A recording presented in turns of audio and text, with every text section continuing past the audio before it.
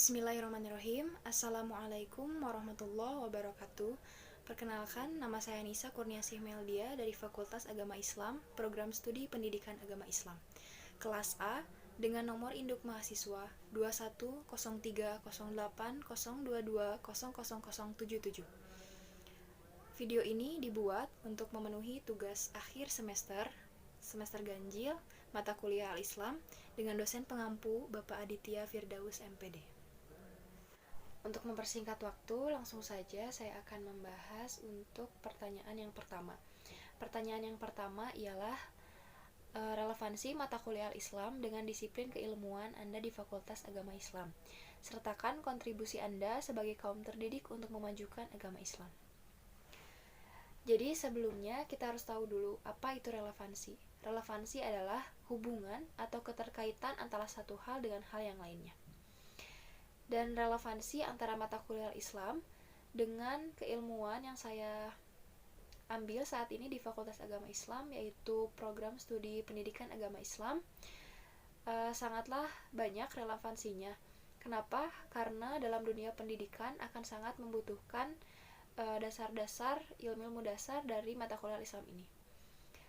Mata kuliah Islam ini menjelaskan mengenai agama Islam secara keseluruhan, dari mulai dasarnya, metodenya, sampai nanti akan muncul berbagai pandangan dari berbagai paham. Kontribusi saya dalam mengembangkan agama Islam yaitu yang pertama dan yang paling utama adalah mempelajari bagi diri saya sendiri terlebih dahulu, mempelajari dan mendalami secara menyeluruh agar supaya nantinya tidak salah kaprah dalam pengimplementasian kesehariannya. Kemudian yang kedua itu dengan mengamalkan dalam kehidupan sehari-hari yang sudah tadi saya pelajari. Kemudian yang ketiga dengan cara mendakwahkan kepada orang-orang terdekat seperti keluarga, teman-teman, dan nantinya akan ke masyarakat luas. Kemudian ada pertanyaan yang kedua, yaitu di antara persoalan yang saat ini mendapatkan jawaban begitu jelas oleh ilmu pengetahuan kontemporer adalah pertanyaan, dari mana asal-usul manusia? Terangkan bagaimana konsep Islam mengajarkan tentang manusia, hakikat, potensi, dan periodisasi kehidupan manusia. Sertakan dalil naklinya. Lalu bagaimana teori pendidikan Barat dalam menyikapi perkembangan manusia? Nah, yang pertama adalah konsep Islam dalam mengajarkan tentang manusia. Itu dimulai dari awal proses pembuatan manusia. Sudah Allah jelaskan langsung di dalam Quran surat Al-Mu'minun ayat 12-14. Yang berbunyi, A'udzubillahi minasyaitonirrajim, Bismillahirrahmanirrahim. Walaqad khalaqnal insana min sulalatin min tin, thumma ja'alnahu nutfatan fi qararin makin, thumma khalaqnan nutfata 'alaqatan fakhalaqnal 'alaqata mudghatan fakhalaqnal mudghata 'idhaman fakasawnal 'idhama lahma thumma ansha'nahu khalqan akhar fatabarakallahu ahsanul khaliqin. Yang artinya dan sungguh kami telah menciptakan manusia dari saripati yang berasal dari tanah. Kemudian kami menjadikannya air mani yang disimpan di dalam tempat yang kokoh, yaitu rahim. Kemudian kami jadikan air mani itu sesuatu yang melekat, dan kami jadikan segumpal daging. Kemudian segumpal daging itu kami jadikan tulang belulang. Lalu tulang belulang itu kami balut kembali dengan daging, yang nantinya akan dibentuk makhluk yang lain, yang berbentuk lain. Maksudnya Allah, pencipta yang paling baik. Kemudian Allah pun sudah mengatur yang namanya potensi manusia sejak kita lahir dari rahim seorang ibu. Ada dalam Quran surat An-Nahl ayat 78. Bismillahirrahmanirrahim. Wallahu akhrajakum min butuni ummahatikum la ta'lamuna syai'aw wa ja'ala lakumus sam'a wal absara wal af'idata la'allakum tashkurun. Yang artinya, dan Allah mengeluarkanmu dari perut ibumu dalam keadaan tidak mengetahui suatu apapun. Kemudian Allah memberi penglihatan, pendengaran, dan hati nurani supaya agar kamu bersyukur. Dalam ayat ini dijelaskan bahwa ketika kita dilahirkan ke dunia ini, kita tidak mengetahui suatu apapun, tapi Allah Subhanahu wa Ta'ala dengan segala kehendaknya memberikan kita bisa melihat, bisa mendengarkan, dan mempunyai hati nurani. Dan itu semua untuk menjadi bahan tafakuran kita, untuk kita bersyukur dengan apapun yang kita miliki. Kemudian yang kedua, teori barat dalam menyikapi perkembangan manusia. Ada dua tokoh yang saya ambil, yaitu Darwin dan juga John Locke. Nah, menurut teori Darwin, ini teori evolusi yang mana dia mempercayai bahwa manusia itu berasal dari binatang, dari monyet. Kemudian berevolusi menjadi manusia yang saat ini ada. Dan para pengikutnya pun setuju dengan pendapatnya bahwa manusia ini sejajar dengan binatang. Karena menurut mereka proses penciptaan manusia itu merupakan sebab-sebab mekanis. Nah, kemudian menurut John Locke ini menyatakan bahwa hakikat manusia itu ada dalam pengembangan pengetahuan. Jadi ada pada pendidikan hakikat manusia itu. Kemudian John Locke ini menyatakan bahwa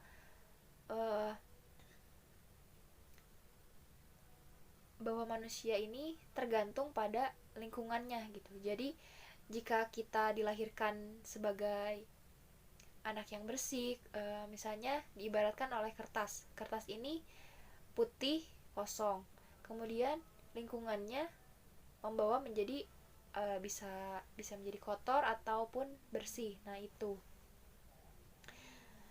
jadi John Locke ini menyatakan bahwa lingkungan menentukan perkembangan pada anak. Pertanyaan yang ketiga yaitu pengetahuan aswaja, nilai, tokoh, dan sejarahnya. Ahlus Sunnah wal Jamaah ini adalah suatu kelompok yang mana pengimplementasiannya segala sesuatu itu disandarkan kepada Rasulullah SAW, baik perkataannya maupun perbuatannya. Dan Ahlus Sunnah wal Jamaah ini memiliki nilai-nilai atau karakteristik, yaitu ada tawasud, ada tasamuh, ada i'tidal, dan juga ada tawazun. Yang pertama tawasud. Tawasud ini adalah adil, jadi adil dalam kehidupannya. Kemudian tawazun ini artinya seimbang antara hablum minallah dengan hablum minannasnya.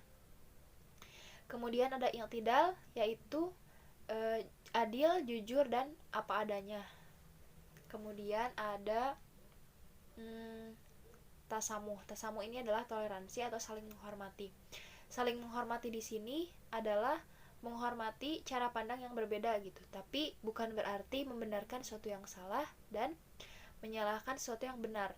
Jadi harus memisahkan antara hak dengan yang batil agar tetap sejalan dalam syariat Islam.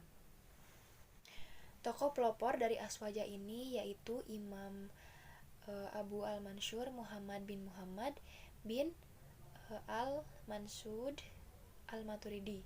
Nah, kemudian ada tokoh dari Indonesia yaitu Abu Hasan al-Asy'ari dan Imam al-Maturidi. Kemudian sedikit sejarah dari aswaja. Berawal dari abad ke-3 Hijriah, yang mana terjadi pemahaman yang ekstrim, yang mana bukannya wahyu yang memandu akal, tetapi akal yang memandu wahyu gitu. Sehingga terjadinya saling mengkafirkan, saling menyalahkan. Dan peristiwa ini melahirkan yang namanya tahkim. Tahkim ini adalah perdamaian atau arbitrase antara Ali bin Abi Thalib dan Muawiyah bin Abi Sufyan. Tetapi ada dua golongan, ada Khawarij, ada Syiah. Khawarij ini mendukung Ali tapi tidak mendukung tahkim tersebut. Sedangkan Syiah ini komitmen pada Ali, jadi apapun yang diperintahkan oleh Ali mereka ikut. Kemudian ada terjadinya pemindahan kekuasaan dari Muawiyah bin Abi Sufyan kepada anaknya Yazid, ya, yang mana pemerintahannya berganti menjadi sistem monarki. Dan dari situ muncullah kelompok-kelompok aliran-aliran. Ada Murji'ah, ada Jabariyah, ada Qadariyah, ada Mu'tazilah, kemudian ada yang terakhir Ahlus Sunnah wal Jamaah. Ahlus Sunnah wal Jamaah ini berlangsung atau hadir secara berangsur-angsur, dan tokohnya itu ada Imam Abu Hasan Al-Asy'ari. Pertanyaan yang keempat, apakah Anda sudah beraswaja? Bagaimana ciri-ciri orang yang beraswaja dan buktikan? Menurut saya sendiri, saya tidak bisa mengatakan apakah saya sudah beraswaja atau belum, tapi yang paling jelas, insya Allah saya sudah berusaha untuk terus memperbaiki hari demi hari untuk menjadi orang yang termasuk dalam golongan aswaja Ahlus Sunnah wal Jamaah. Ciri-cirinya tadi sudah dijelaskan di pertanyaan yang sebelumnya. Ada karakter-karakter Ahlus Sunnah wal Jamaah ini, ada tawasud, tawazun, i'tidal, dan juga tasamuh. Ada adil, terus bisa menyeimbangkan antara hablum minallah dengan hablum minannas. Kemudian ada jujur dan apa adanya dalam kehidupan, dan saling toleransi, saling menghargai antara satu sama lainnya. Kemudian pertanyaan yang kelima, setelah manusia meninggal secara jasad, jelaskan proses perjalanan manusia setelah kematian sampai ke surga.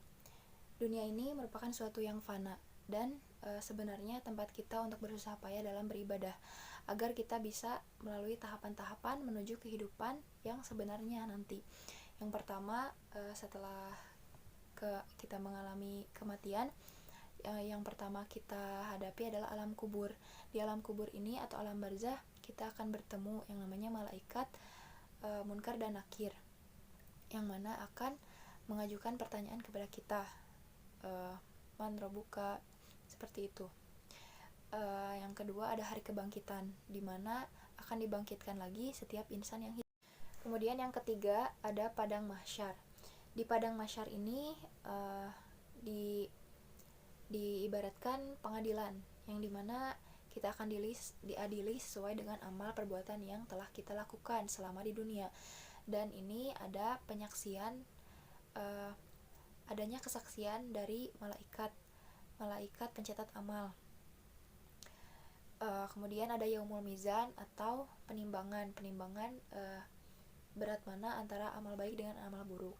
Kemudian yaumul hisab, dihitungnya amal perbuatan yang nantinya akan ke jembatan Shiratal Mustaqim. Di jembatan Shiratal Mustaqim ini berbeda-beda dalam perjalanannya. Ada yang dipermudah dan ada yang dipersulit sesuai dengan amal perbuatannya di dunia. Kemudian nanti barulah dengan penimbangannya barulah akan dimasukkan ke surga atau ke neraka. Sekian pemaparan dari saya. Mohon maaf bila ada kesalahan. Assalamualaikum warahmatullahi wabarakatuh.